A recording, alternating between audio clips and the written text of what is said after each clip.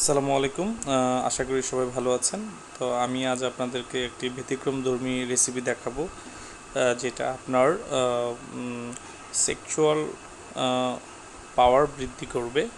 অর্থাৎ আপনার এনজয়মেন্টের সময় আপনার খুব বেশি টাইমিং আপনি পাবেন এবং অনেক বেশি এনার্জেটিক মনে হবে নিজেকে। তো এই রেসিপিটা খুবই সহজ। 5টি রসুনের কোয়া এবং 2টো পেঁয়াজ অথবা বড় সাইজের একটি পেঁয়াজ ব্লেন্ডারে ব্লেন্ড করে নিতে পারেন, তবে আমি এখানে ব্লেন্ড করছি না, আমি জাস্ট পিষে নিচ্ছি। তবে ব্লেন্ডারে ব্লেন্ড করলেও হবে।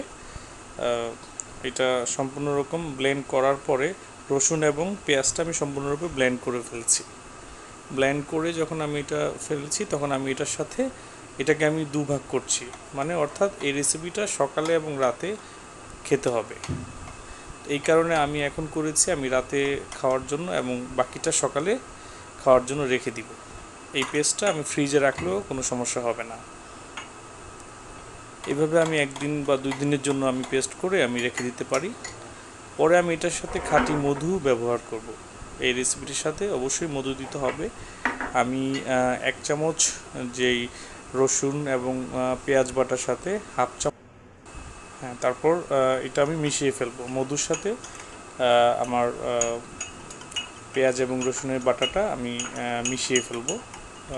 মিশ্রণটা মিশিয়ে ফেললেই আমার রেসিপিটা হয়ে যাবে।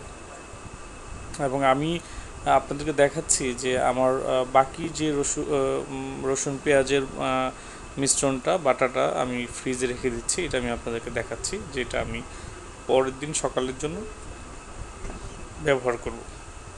রাতে শোয়ার আগে এই রেসিপিটা আপনি খাবেন, আর সকালে ঘুম থেকে ওঠা